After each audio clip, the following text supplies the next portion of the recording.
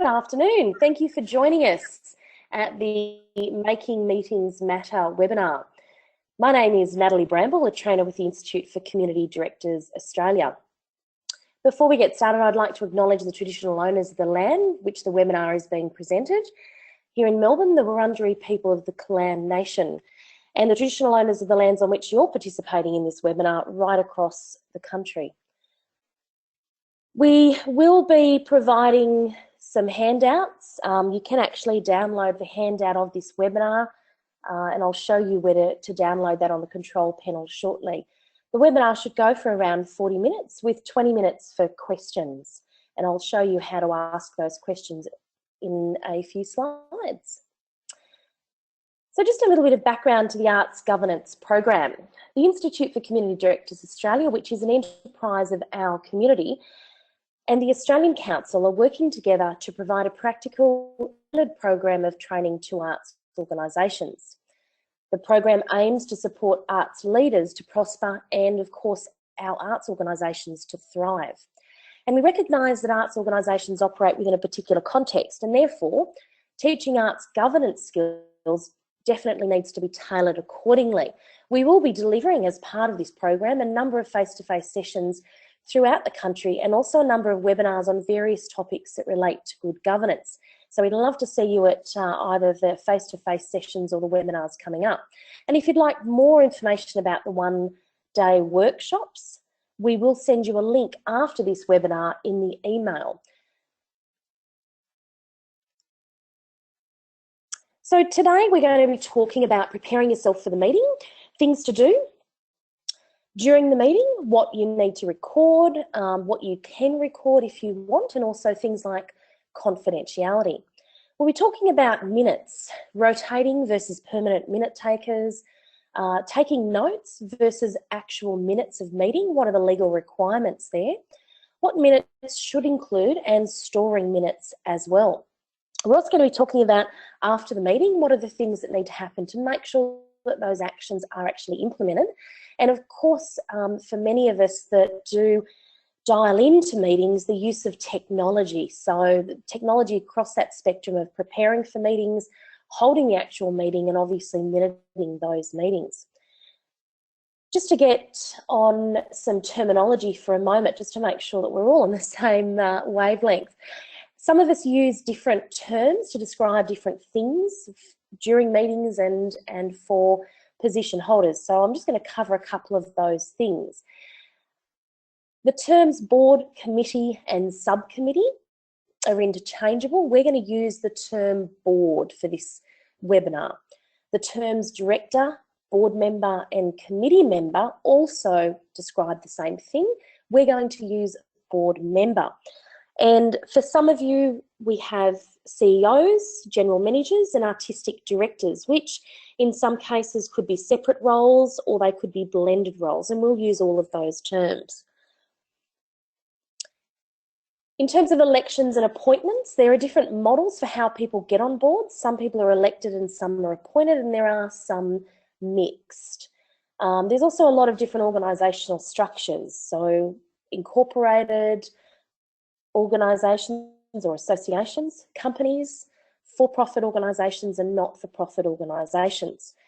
What we are going to address is some of the legal obligations, and we'll talk about these in the webinar across those organisations in a general context, those organisations that have a legal status. So no matter how your board members get to be on the board, or no matter what your legal structure is, these particular legal obligations do apply, because we are talking about best practice. First of all, I want to make sure that you know how to get involved in the webinar. As you can see on your screen, we have a screenshot of the webinar control panel, and you should be able to see that in front of you. So if you wanted to click to open or hide the control panel, you simply click on the orange arrow, and I'm just going to move my cursor over to where that orange arrow is. To download a copy of the slides, you'll see a section on the control panel called Handouts, which is the second highlighted area. So if you click on that, that should open. You can download the handouts as we go through. And the other one of the important ones for you is if you'd like to ask questions along the way, we really do encourage that, please do ask questions. If we don't get to answer all of the questions in the webinar, don't worry, we will be sending a follow-up question and answer sheet as well, and some information on how to access those answers. So please ask away, and you can obtain that simply by clicking on that questions, the arrow next to the question, and type away, and I will look at these at the end of this session.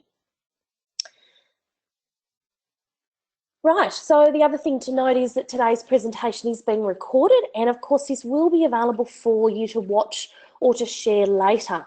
So you'll be able to see a web link, and you'll be given access to a web link as to where you can actually go to watch it again later, and you can see the link right in front of you there.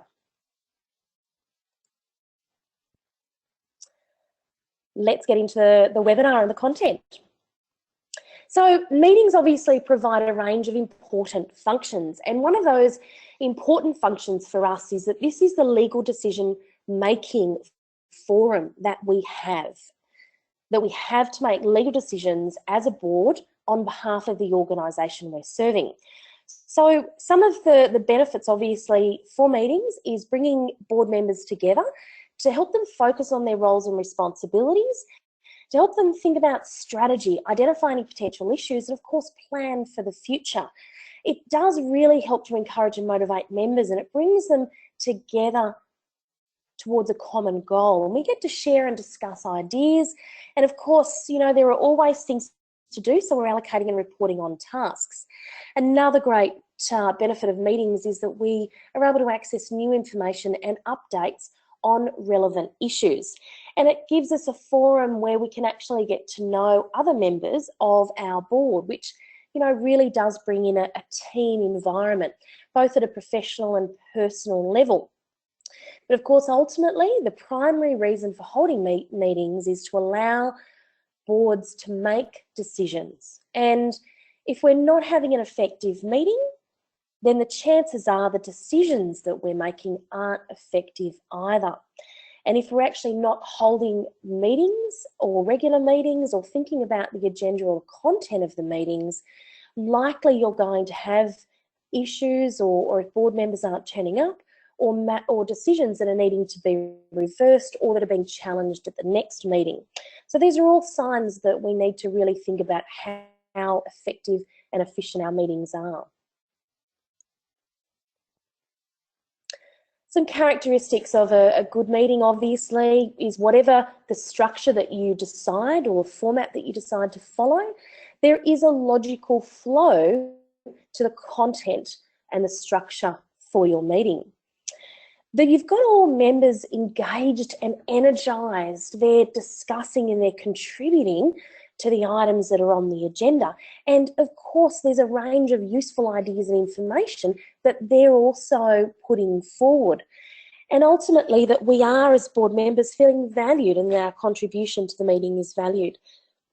And we're getting things done.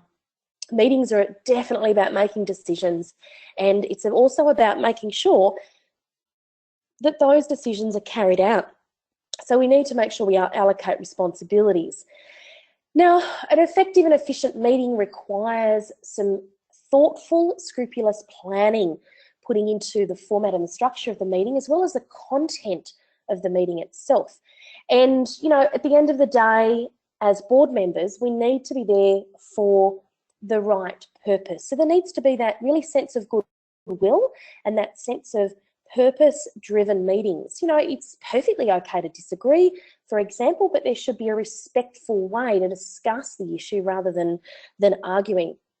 And one of, you know, the great tips is, and something that's really going to help make an effective meeting, of course, is to ensure that we have a person in the role as chair that is able to facilitate all of this and provide some really great chairing skills within the meeting.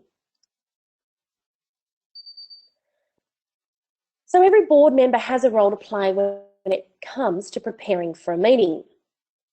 There are a number of things to do. Obviously, if you're the meeting organiser, you really need to think about the venue and the logistics. And I know this is such a simple thing, but it's even the layout of the room. You know, it's amazing how different conversations can be around a round table versus around a square table. So, you know, it's really useful to think about the content of the meeting, what you're discussing, and what room layout would suit.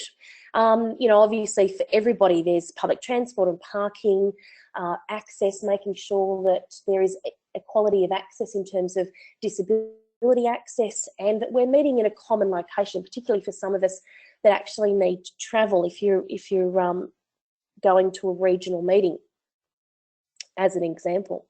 Times and dates, of course, we always try and make sure that that fits everybody. So checking in that that we can do that. And one of the great tips on that is just to schedule a common day of the month at a common time that works. And, you know, we all need to make sure we're fed and watered so that we don't get distracted by our hunger pangs, particularly if it's late in the afternoon or early evening. So making sure that we have those basic essential needs, and of course making sure that all of the technology works, particularly if you've got people dialing in for the meeting, and ensuring you give some time to make sure that they're actually dialing in earlier, no different to this webinar, and testing that technology to make sure it's all well and good. Nothing worse than losing half an hour of a meeting whilst you're waiting to try and sort that out. One of the things that you really do need to focus on is making sure that you carefully build the agenda. So every single item that you choose, and it is a choice about putting it on the agenda, it really needs to contribute to your organisation, the direction of your organisation, the decisions you need to make. You know, there's a saying, you know, all killer, no filler. Obviously, check the last minutes of the last meeting and have a look at the business arising actions that you have noted, and just have a look at what needs to be followed up or what needs to be reported on. And those actions of the last minute, just make sure they're part of your business arising for the next meeting that you're preparing for. It's also really useful to ask people that contribute to the meeting, such as your staff, your artistic director, your board members, for suggestions on things that they would like to put on the agenda. Now, I know some of us say, oh gosh, you know, that might open a can of worms. But one of the things that we always have, or some organisations have, is a piece called general business. And it's amazing how much content all of a sudden gets thrown into general business. But if you're actually asking that question ahead, board members can be more prepared about the topics that are being discussed, and there can be a deliberate choice as to whether that piece needs to go on the agenda for that meeting. You know, sometimes we need to do a little bit of research and have some background papers, so it may not be for that meeting, it might just be a for noting item and to be discussed at the next meeting after that. Obviously, one of the things that we need to do is we need to also ask for apologies, and making sure that that there are some guidelines around on what circumstances you would actually accept apologies, and reminding everybody as well. Circulate those meeting papers and agendas earlier. You need to make sure that there is reasonable notice. Now, for some, reasonable notice to receive your meeting papers and agenda could be 7 days in advance of the meeting. There are some organisations that are more than happy, for example, to receive it on a Friday for a Monday or Tuesday meeting. But ultimately, it's not one single person's decision to make on this. It needs to be considered by the board, and the board needs to give a determination on what they consider to be reasonable notice.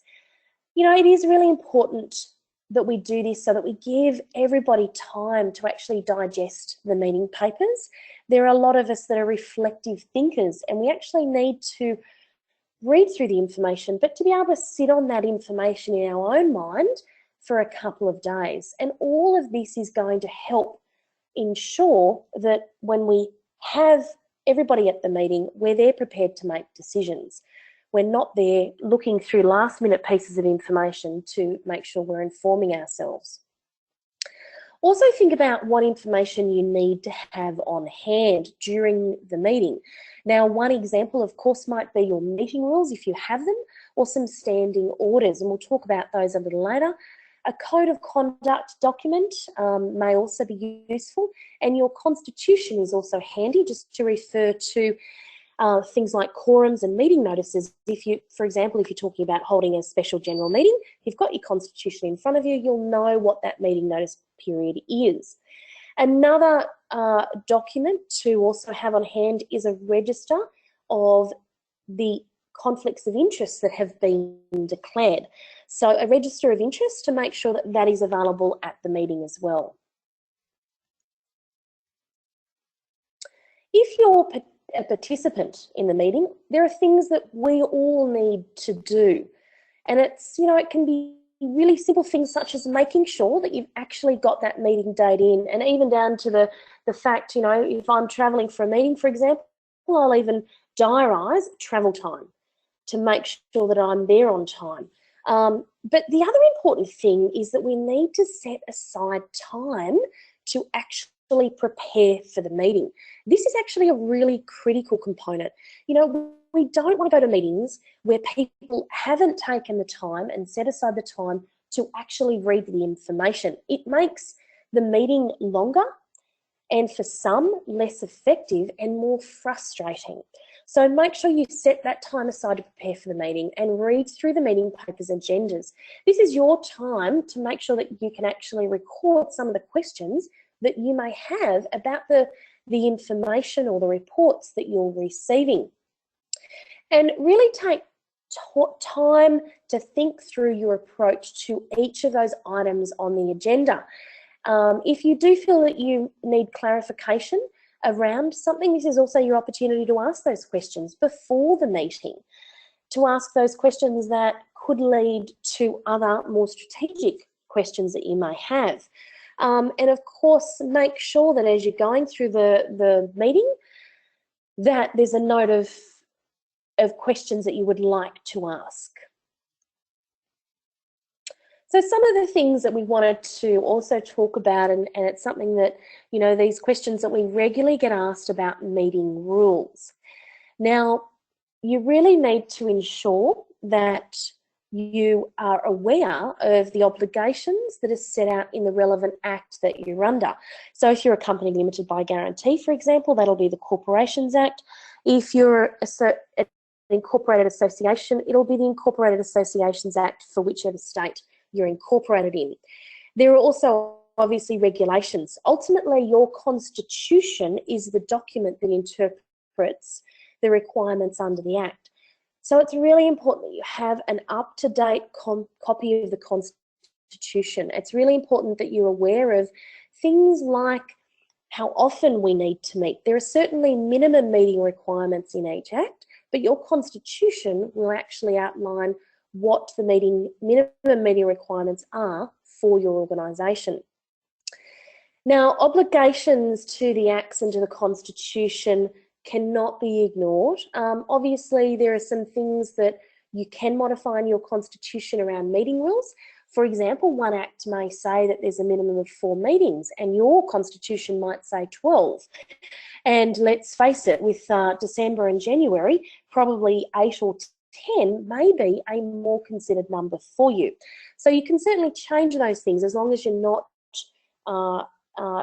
as long as you're following the minimum requirements under the Act. But the important thing is that you know that if your Constitution states you must do this, then you must do that. And look, if it doesn't suit, have a discussion around making sure that you change it or modify it to suit your organisation. We talked about standing orders. I briefly mentioned that earlier. Standing orders are meeting procedures, and they're set out in standing orders. So they're like rules of the meetings. Now, it's not compulsory, obviously, to have standing orders. And, you know, there are many organisations that don't have standing orders, but the benefits of standing orders, in particular for new people coming onto your board, they really have an understanding of the procedures for the meeting and how decisions are made and what steps they need to take to engage in that process.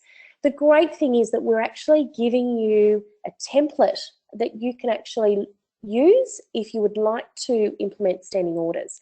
And that's going to come out in the email directly following the webinar. The other thing, of course, is that we really need to have successful implementation of your model. And what I'm talking about when I say your model is the way that you conduct, you format, or you structure your meetings, and the things that are happening at those meetings in terms of decisions. So whatever model you have for meetings, whether it's formal or informal, it might be a long meeting or a short meeting, you'll have different models around whether you vote to pass a motion or whether you actually have consensus decision making. And all of these things actually impact on whether or not your meeting is effective. Obviously, recruiting people with a realistic expectation of the amount of time meetings are going to take and the amount of time that it's going to take to fulfill their roles outside of those meetings.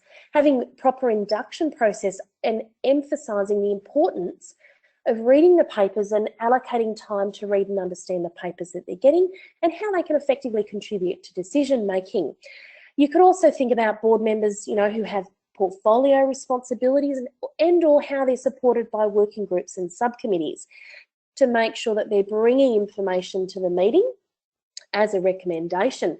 And of course, turning up on time and asking those questions around, should we have an annual performance review for board meetings and or board members? It's best in the first year, between the 6 to 8 month period, to just do a review of how we're actually performing as a board and how our board meetings are helping us with our performance. And of course, another thing that really does help in that model is a chair who drives the meeting and can be balanced. So a chair is really there as a team leader, and they're there to make sure that the meeting is balanced, that people are participating, and they're importantly clarifying and summarising decisions, and that our meeting itself is inclusive and focusing on the outcomes of the meeting. There are, of course, legal obligations that we have as a board member, and not following these, particularly in a meeting, can have some really significant negative impacts. The first, of course, is not to be intimidated by these legal obligations. If we're all going into our role as a board member, and particularly, for those volunteer board members, as we are contributing to an organisation, we have a really good intent and a motivation for doing so. And, if we're going into our board with good intent, we're asking questions, we're going to meet these legal obligations generally. This is just a reminder about those legal obligations. We're not going to talk about these in detail today. That is included in the governance refresher. So it's really important for those of you who would like to attend either the face-to-face or the webinar, and you'd like to know more about these legal obligations, please do so. It's worth reminding here, because regardless of who's at the meeting or who's not there, the law says one thing about the legal entity, not the number of directors. So people who aren't there are as liable as the people who are. So, I use this term, absence is acceptance. So it's really important to make sure that we're all turning up and contributing to those decisions. It's also important to realise that, look, if you aren't there, you're equally negligent for not acting as you are for acting. So it's a bit like saying, I'm not going to vote on a matter. Well, you're actually as legally, if negligence is proven, then you're actually legally responsible, regardless of whether you abstain from voting, you don't vote, or you actually vote on a matter. So you can't defer decisions when they really need to be made. You need to make sure, obviously, that you're fully informed, and if you're not there, then potentially you're not fully informed about what's happening. So those board papers can be really critical, providing full information before we meet to make sure everybody has access to that information. And of course, minutes are a legal record, so we really need to read them before accepting them. We're going to be talking about minutes a little bit later. Let's first of all talk about the agenda. The agenda and the related board pack does shape the flow of the information, and the chair's responsible for making sure that the meeting is being run, and the chair and often the secretary actually form the agenda for the meeting and what's going to take place and how much time they'll actually give to certain elements of the meeting. But that being said, drafting the agenda is usually a cooperative process. Of course, the CEO, the artistic director, may also be involved in that. Board members, as we mentioned earlier, being asked for agenda items. And then papers, the board papers that support the agenda items are actually pulled together from other people and sometimes from external people as well. But the chair and or the secretary will also approve the final director. So one of the things to consider is, what if a director puts forward a demand to have an item listed on the agenda? This issue really comes down to two things: legality and practicality. So there's not a requirement to legally have it listed on the agenda. However, to make sure that we're preserving harmony and to make sure that all board members are getting the access to provide information, this is something that you may wish to consider. And certainly that's why traditionally that general business item has been on the agenda, to enable board members to put forward agenda items. As with most of the issues, if you choose not to put an item on the agenda and the board member asks for a vote, then of course it's likely they'll still be able to get it on the agenda. So, and of course this is presupposing that you've all got a set of meeting rules that set forward how you're actually voting on items. So a typical template agenda may look something like this. For some of you, you're probably saying, yep, that's actually our agenda. For others, it may be slightly different. We're just using this example here. We're obviously a welcome. For some of you, that may be a welcome to country or just a general welcome to everybody. What are the apologies that we have? Now, in terms of apologies, are they accepted apologies? Just a board director simply apologising doesn't mean that the board needs to accept it. And some of you may have what we call 3 strikes you're out rule in the Constitution that states if a board member is absent for a period of 3 consecutive meetings without an apology or an approved apology, then they can be removed from the board. So make sure those apologies, and that's something you can certainly set out in your code of conduct and your standing orders around, what apology do you actually accept. Point 3, declaration of the conflicts of interest or a declaration of interests. This is really important. Make sure that everyone's read the meeting agenda and they're aware of the items on the agenda. And ask anyone with a conflict of interest or a declaration of interest to actually declare that at that point. The board can then decide on what action needs to be taken. Should that person who is declaring that interest participate in discussions, or should they actually leave the room and refrain from participating in the discussion or the decision? So make sure that you make a note of that. For some of you, that may also require you updating that register of interest that you have at the meeting in front of you.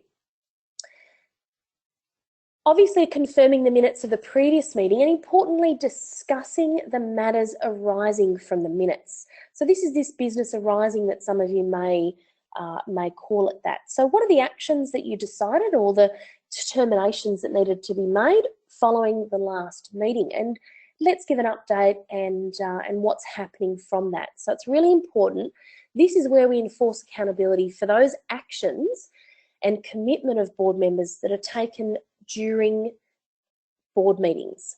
So are people doing what they said they'd do? It's also a good indicator sometimes if they're not, that maybe they're the 1 or 3 that are getting all of the workload, and we need to think about balancing that workload across all board members.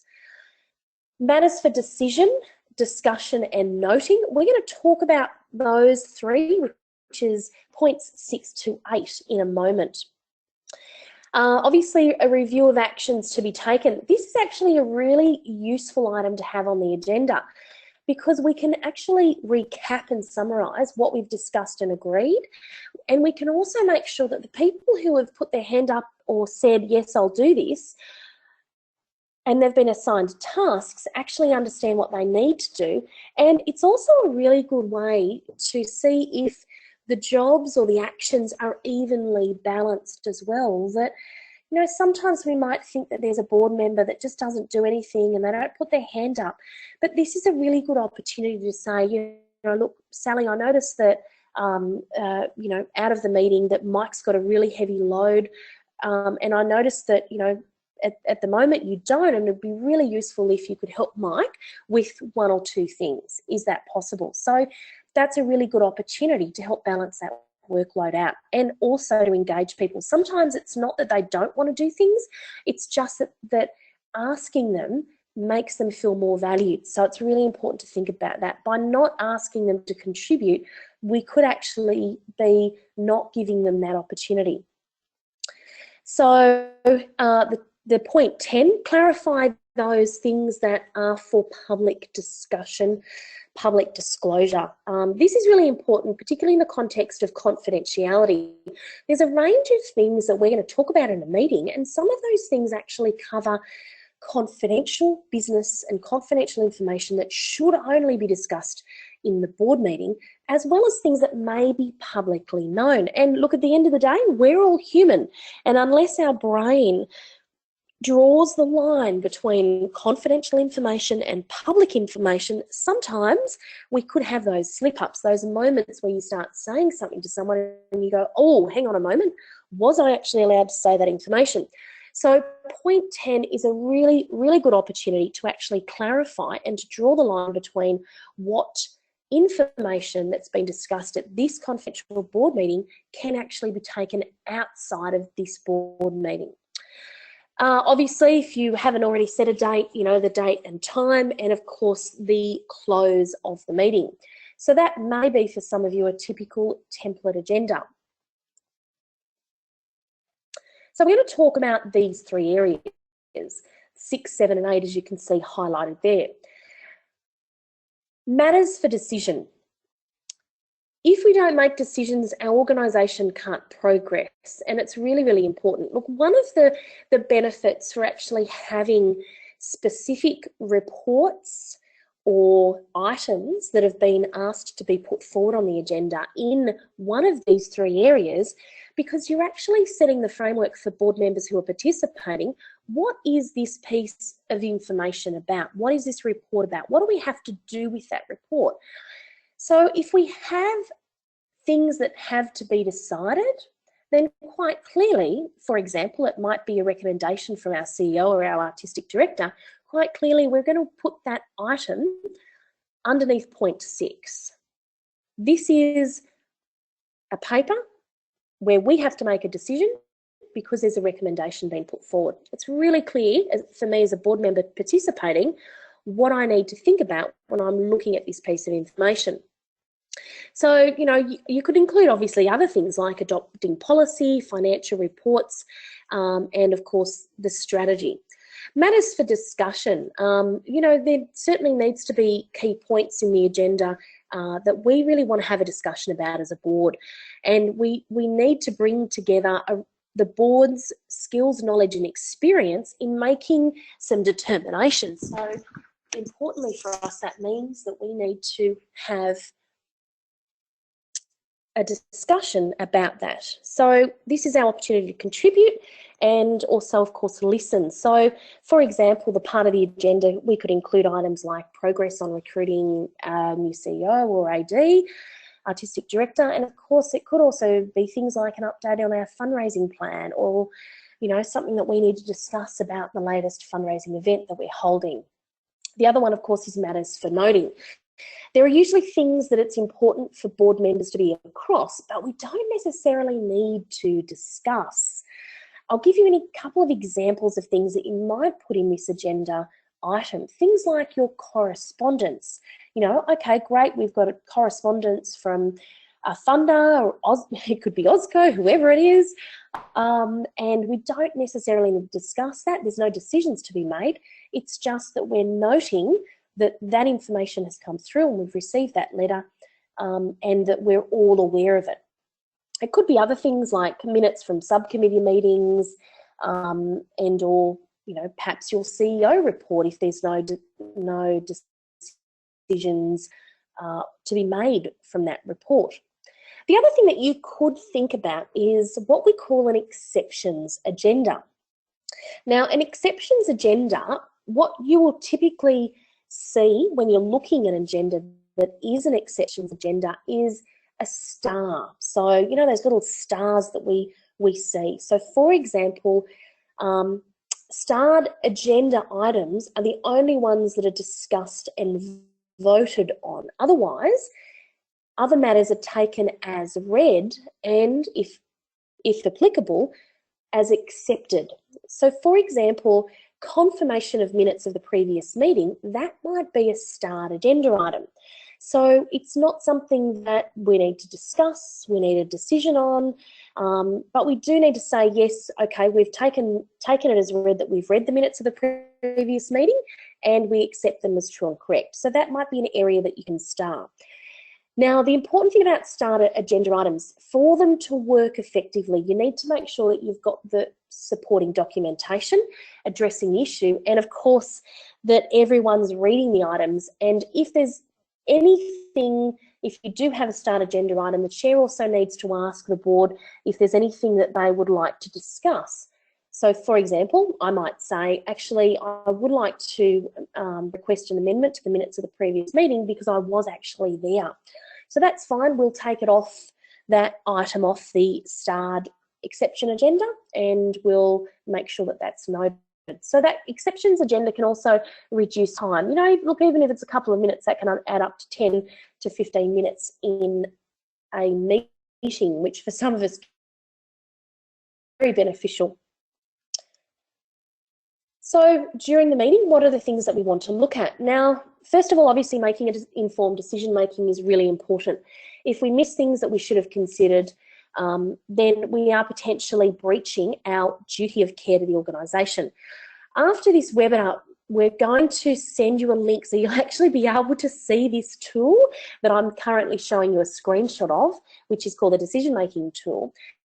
So you'll actually see that and you'll get to use this. This is a members-only tool that we provide as part of membership to the Institute for Community Directors. So we're going to send that to you. And the process that's laid out in that tool, it basically asks you to think about and consider a number of key points that may be very relevant to the item that you're looking at. And this is going to help you minimise the risk of missing something that perhaps you should have considered. It covers things like making sure that you're aware of and that you don't have any questions about the background to the issue, any timeframes or options that are being considered, the benefits and costs of each option and relevance to the purpose of the organisation or the strategic plan, any consultation or other things like decision-making criteria and risks. So this can be actually really beneficial for you to have. And look, once you get in the habit of running through that list, it really is going to be second nature. So there's some really critical questions on there that I'm sure that you will find exceptionally useful. This is how it may work. When we look at the decision-making tool, so if you're the person who is actually preparing the information and agenda, you would look at the decision-making tool and you might use that for each briefing paper, and you might look at the reports, and this will actually help you determine which agenda item it fits in for decision, for discussion, or for information. So when we talk about things that we need to use a decision-making tool on, obviously there are decisions to be made, so that's where that may sit. If it's simply a report on something, of course that might sit in the for information. And these decisions obviously flow into, and decisions that may also come out of discussion areas will flow into our minutes and the actions arising out of those minutes. So let's talk about motions. Motions are proposing an action. So if I'm in a meeting and I'm putting forward a motion or moving a motion, so you'll commonly hear a term, I'd like to move a motion that, etc., then what that merely means is that I'm actually putting forward a proposal that needs to be voted on. Now, the motion sometimes, of course, is amended or reworded before actually being put in. So once a motion, it's then referred to as a resolution, of course, which is a board decision. So the board resolves that, it was resolved that. And this, of course, is legally binding. So when we talk about motions, some of you that perhaps have a more informal meeting, ultimately you may not use motions. You may actually use the board decided that. So motions for some in a more structured meeting is a way that we propose decisions based out of discussions that we have. So for things that are more complicated that, are the minutes confirmed as an accurate record, motions are almost always best to be given to the chair in writing. And a minute taker should keep a record of every stage of the motion, who originated, the board member that actually originated that motion. So what was the original motion, and what were amendments that were accepted from the floor, and what were those amendments that were included only after the vote and the final version. So this is really useful when you're looking at meetings, because you know actually the flow of the original motion, the amendments that were made, the amendments that were included after the vote, and what the final one. If a motion is withdrawn before being voted on, of course you don't have to minute it, but you can if you want to keep a record of that motion. And of course, all decisions have to be minuted. So when we look at adopting or receiving reports, detailed reports are often given by position holders, the chair, secretary, treasurer, perhaps your CEO, your artistic director. It might be a subcommittee.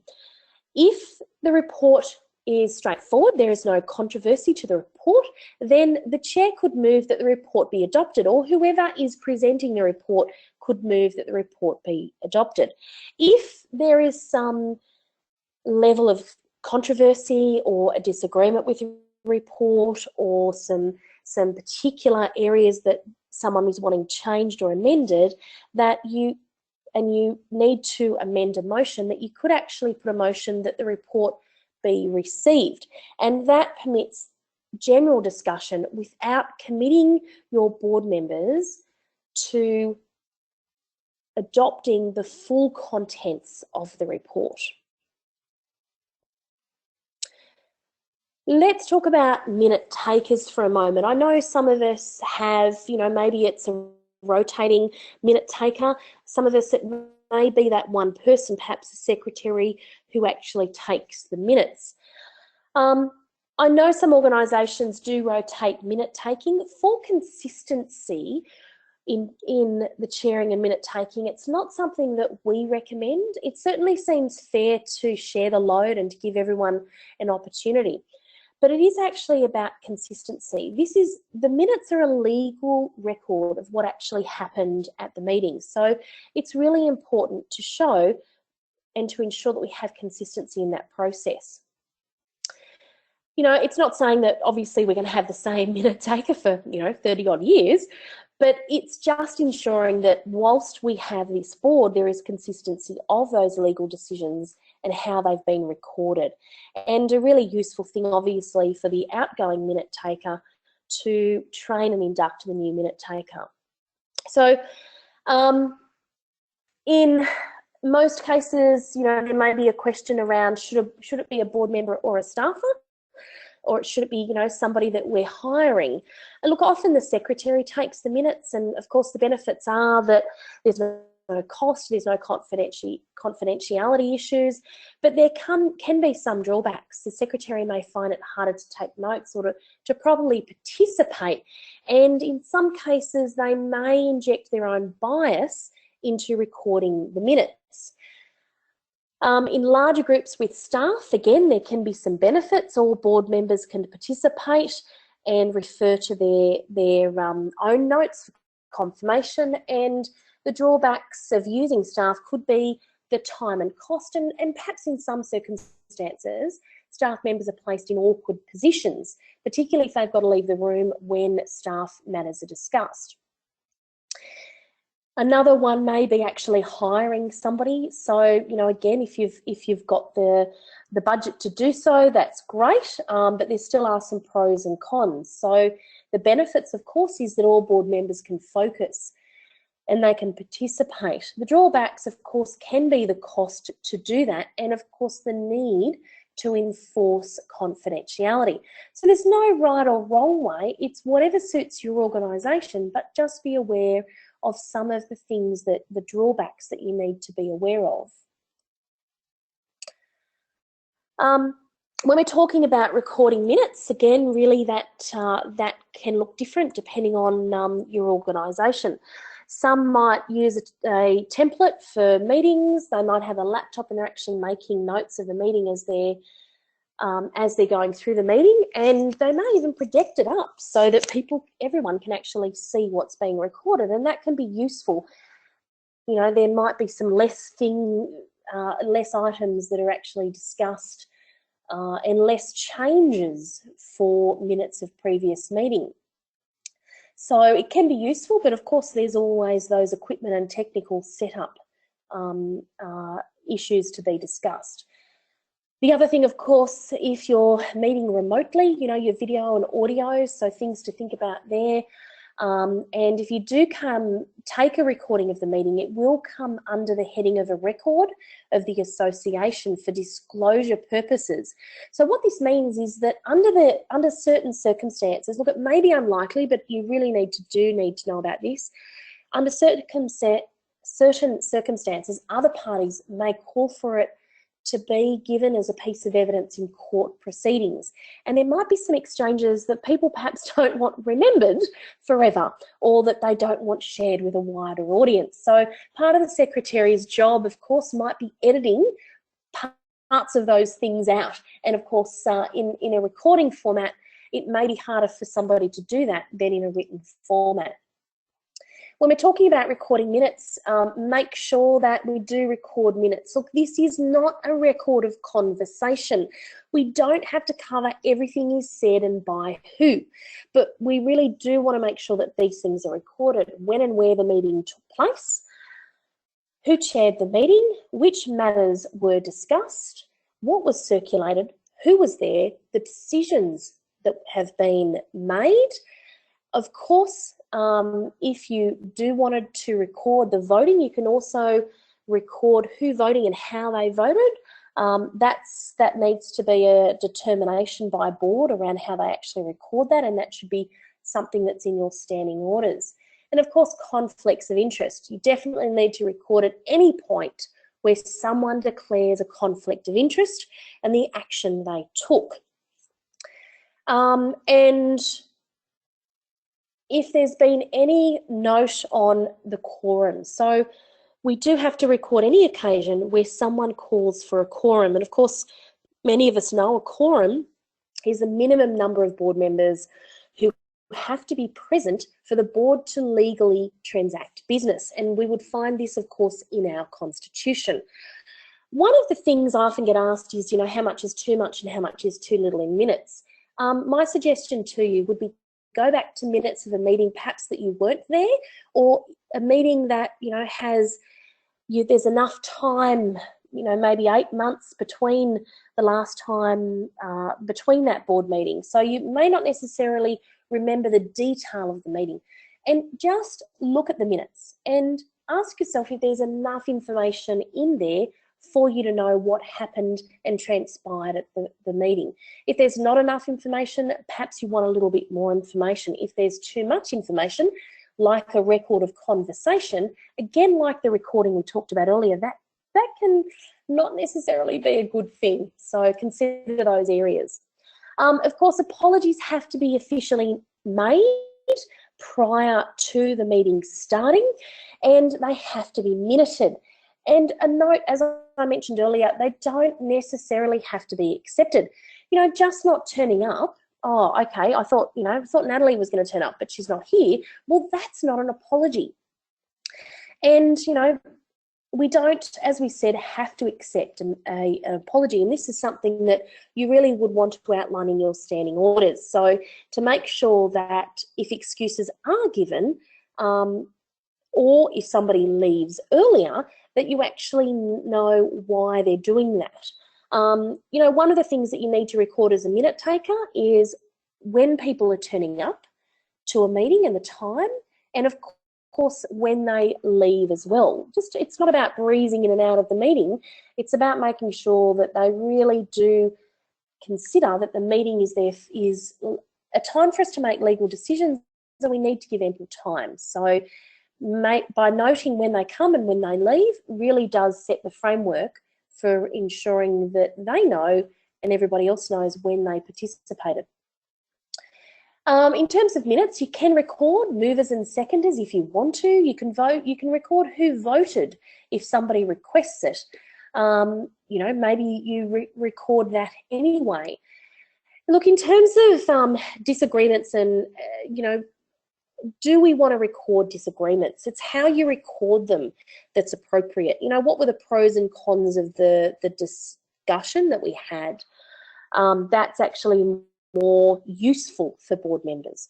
In terms of confidential issues, you know, of course it's optional, and there may be some things that we might need to record. You certainly need to record the motions that have been made afterwards. Look, if there's defamatory comments in board meetings, the best way to deal with those is to make, you know, for the chair to say, I need to keep this discussion civil. If a member of the board says something they shouldn't, then the chair could ask them to retract that.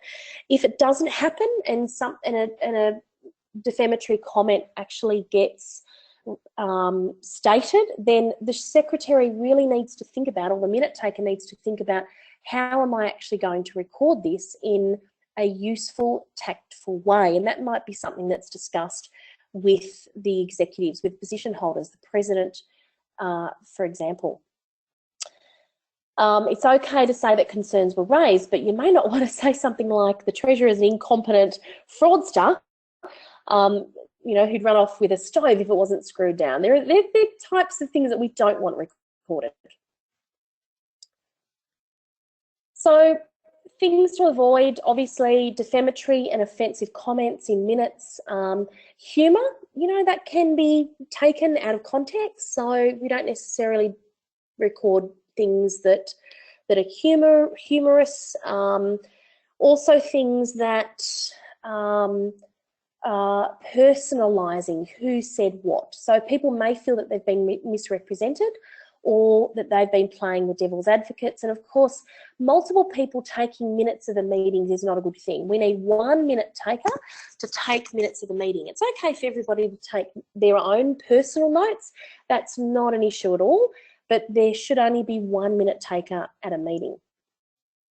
The crucial role of the chair is to make sure that the meeting is enjoyable and productive.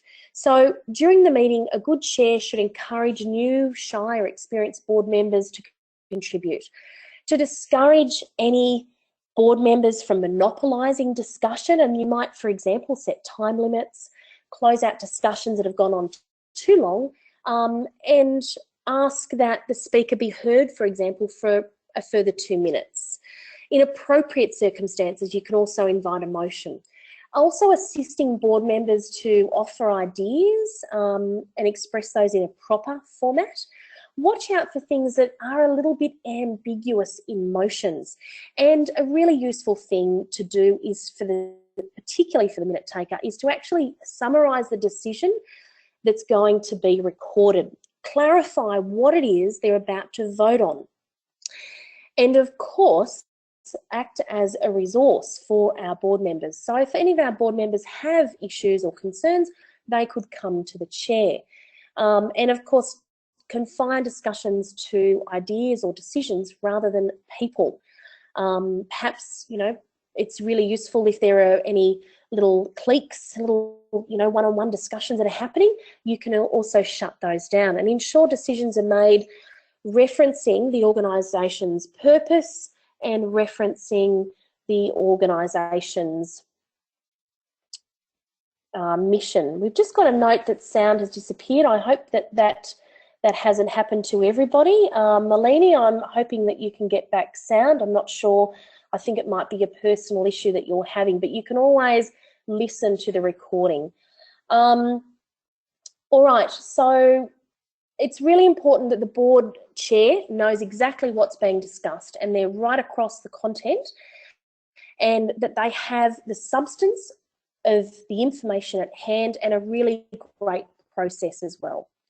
So after the meeting, what are the things that we do? Now, for many of us, after the meeting, it can be a big issue if things aren't done.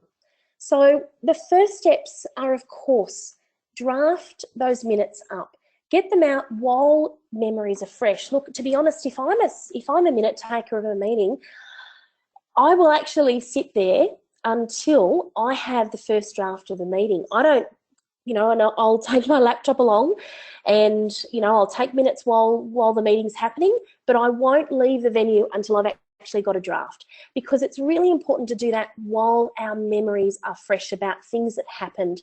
And there's nothing worse than misplacing notes or forgetting what your shorthand typing meant. Run the minutes past the chair, of course, before the draft is circulated to everybody. You might also want to check some sensitive issues with some relevant members. Strictly speaking, the minutes should remain in draft format and, of course, subject to amendments until the board confirms those minutes at the next meeting. So if you do circulate minutes earlier, and it's really useful to do that, particularly if there are things that people need to do. There are many a time when minutes of the previous meeting may only go out a week before, and someone might say, oh, yeah, I forgot I had to do that. I wish I had more notice because I don't have enough time now. So if you're going to circulate those, that's great. For some of you, you might just circulate what those actions are that individual people need to do, and then you might actually circulate the draft minutes with the meeting papers. Whatever your process is, the important thing here is it's useful to do a circulation at minimum of the actions that people have committed to. So what do we do when the minutes are changed? Is it legal? Now, if something you believe happened at the meeting and it's been passed and it's been approved as and confirmed as a legal record, the minutes can't be changed. You can only move a motion in future meetings to change those minutes and to make an amendment, but it should only be an amendment. You can't go back and change the official record.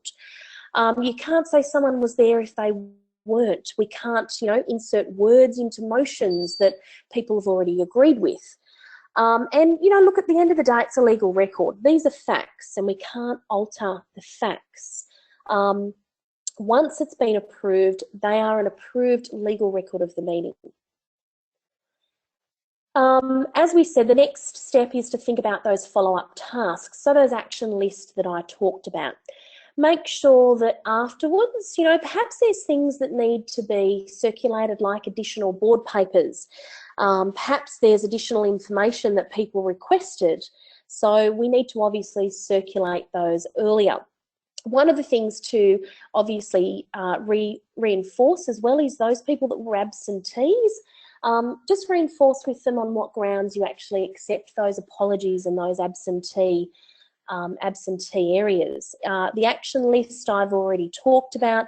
A really good thing though I want to mention here for the chair in particular is just check in with your board members. So it might be the halfway mark. It's 2 weeks before the next board meeting, and just, send out an email asking them how they're going with those action items, or you might even want to phone them. That's a really good way to make sure that things are actually being done. Now, the other thing, of course, is we need to update the archive. So where do we keep copies of all of our documents and minutes? Making sure that we have the official record retained in whatever archive you use. I know some people use Dropbox, etc., but it's really, really important to make sure we put it in a format that can't be easily modified or changed, and that it is actually, labelled an official record, or, do not remove, do not delete. When we talk about technology, we're wrapping up a few minutes. I don't have any questions that have been asked in particular about the content. So again, if you've got any questions, please ask away and we will answer those. But I've allowed the content to lengthen out a little bit because we haven't had any questions. So I've spent a little bit more time talking about some of these areas. But again, if you do have a question, please answer that. Using technology, there's certainly a rule that we can hold meetings using any technology. The important thing is that the acts do actually allow us to do that. But what does your constitution say? So if you don't have this in your constitution, it's a really good idea to actually have that in your constitution, that you do allow the use of technology. And it's also a really good idea to make sure that your standing orders obviously cover that, because one of the things when we talk about technology is we need to make sure that board members are actually actively participating. We need to make sure that each board member does ask the questions and that they are actually present. They're not off baking a cake or dealing with children whilst we have a meeting. So we need to have a set start and stop time, obviously, that each participant can speak to each other, so there's not one person and everyone is on mute. We don't have to see each other, but just like this webinar, you need to be able to hear. One of the things that we get asked often is, what about motions via email? So these are these motions in between board meetings, generally called circular motions, or circular resolutions. So if you do this, that's fine, but make sure your constitution allows for actually having circular resolutions. So make sure that it is part of your constitution as to how you make board decisions outside of meetings, and make sure you've got that in your standing orders as well. Really good idea to keep circular motions to a minimum and keep track of any decisions that are being made. And of course, when we talk about storing minutes electronically, this is another question that we do get asked. Can we actually keep it in electronic format? Look, the rule is that you need to keep your minutes in a paper form or a mechanical, electronic, or other device format. So you can do that, but you need to make sure that you protect those records against any potential damage or tampering. So this can make electronic storage difficult because, for example, it's a requirement that the chair actually signs a copy of the minutes, so it can make that difficult. How do you do that? It also can make things difficult because it's sometimes easier to delete a file, and it's not always easy to identify what the official legal record is. So these are things to consider when you're storing your minutes electronically. Look, in summing up, and thanks very much for attending the webinar, these are the things that, in terms of a checklist, are really, really important things to consider when you think about your meeting. The agenda is well structured. Decisions first. That we have a skilled and knowledgeable chair, and knowledgeable not just about the subject matter, but obviously about the organisation and what the organisation's there for and wanting to achieve. We send papers out in time, that everybody actually reads those papers and allocates time to consider those papers before the meeting. Everyone turns up on time, people are engaged and including, the agenda stays on time and people are comfortable. And of course that there are decisions being made, including those hard decisions, that we're properly recording the minutes and that they're distributed promptly, particularly those actions, and that those actions are followed up. So this is a really great checklist to leave you with, to consider those items that we have. Great, so I can see that we don't have, and no one has any questions. Look, this is obviously not your only opportunity to participate. As we've said, we have other webinars in the program, and we've got our face-to-face component. So if you do have any post to this webinar, there are other opportunities for you to participate.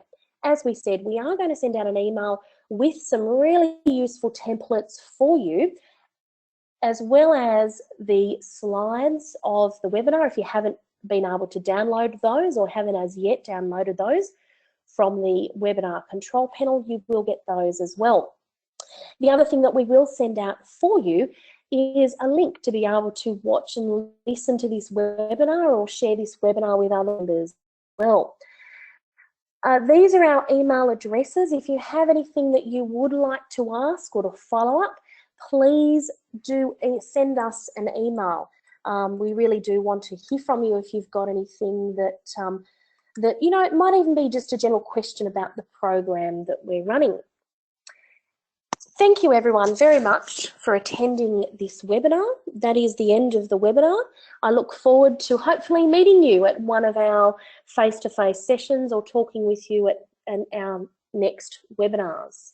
I'm going to close the webinar now. Thank you all very much for participating.